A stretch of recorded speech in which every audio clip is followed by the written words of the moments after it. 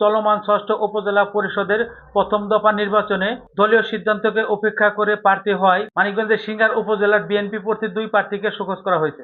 BNP থেকে show cause করা 2 প্রার্থীরা হলেন ভাইস চেয়ারম্যান পদপ্রার্থী উপজেলা বিএনপির সিনিয়র সহসভাপতি মোহাম্মদ তোফাজ্জল হোসেন তোফাজ টিউবওয়েল এবং মহিলা ভাইস চেয়ারম্যান পদপ্রার্থী উপজেলা যুব মহিলা দলের সভাপতি আফরোজা রহমান লিপি কলস।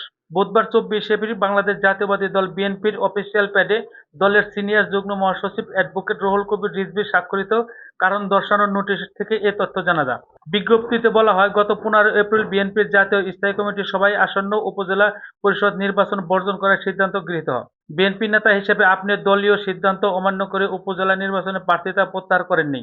নির্বাচনে প্রতিদ্বন্দ্বিতা করার এহেন মনোবৃত্তি সম্পূর্ণরূপে দলীয় শৃঙ্খলা পরিপন্থী এবং দলের প্রতি চরম বিশ্বাসঘাতকতা। দলের সিদ্ধান্ত উপেক্ষা করে জালিয়াতির নির্বাচনে অংশগ্রহণের জন্য আপনার বিরুদ্ধে কেন দলীয় গঠনতন্ত্র মোতাবেক সাংগঠনিক ব্যবস্থা গ্রহণ করা হবে না? হোয়াটসঅ্যাপ বা অন্য কোনো মাধ্যমে পত্র প্রাপ্তির কিংবা ফোনে অবহিত হওয়ার 48 ঘণ্টার মধ্যে যথাযথ কারণ দর্শিয়ে একটি লিখিত জবাব দলের ভারপ্রাপ্ত চেয়ারম্যান মহোদয় বরাবর নয়াপল্টনস্থ কেন্দ্রীয় কার্যালয়ে জমা দেওয়ার নির্দেশ প্রদান করা হইল।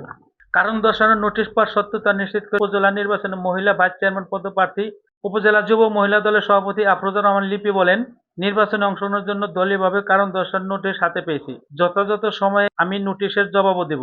তবে 8 মে উপজেলা পরিষদ নির্বাচনে আমি জনগণের চাপে প্রার্থী হয়েছি। দলীয় সিদ্ধান্ত যাই হোক না কেন, জনগণের ভালোবাসা, দোয়া ও সমর্থন নিয়ে শেষ পর্যন্ত আমি নির্বাচনের মাঠে থাকব। অপর প্রার্থী উপজেলা বিএনপির সিনিয়র সহসভাপতি মোহাম্মদ তোফাজ্জল হোসেন তোফাজ বলেন, আমি গত 2009 সালের উপজেলা নির্বাচনে উপজেলা ভাইস চেয়ারম্যান পদে নির্বাচন করেছিলাম। সেই নির্বাচনে আমি সামান্য কিছু ভোটের ব্যবধানে পরাজিত হই। তাই আসন্ন উপজেলা ষষ্ঠ পরিষদ নির্বাচনে অংশগ্রহণ করছি। আমার পরিবার ও সাধারণ ভোটারদের কথায় আমি প্রার্থী হয়েছি এবং 8 মে অনুষ্ঠিতব্য নির্বাচনে অংশগ্রহণ করছি। আমি যথাসময়ে নোটিশ প্রাপ্তির জবাব দেব।